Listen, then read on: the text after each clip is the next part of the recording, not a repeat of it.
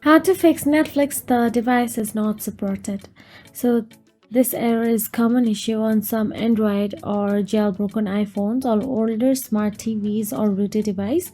So the best way to fix it is to simply delete and reinstall it. So in iPhones, all you have to do is open the settings app on a mobile device. Then once inside the settings app, tap on the general option available there, and again inside the general you will get to see iPhone storage option available. Simply tap on it.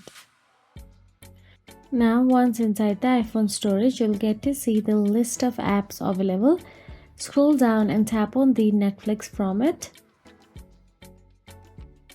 Then once you tap on the Netflix, you can see upload app option available in there. Tap on the upload app and reinstall the Netflix app on a device. And that is it.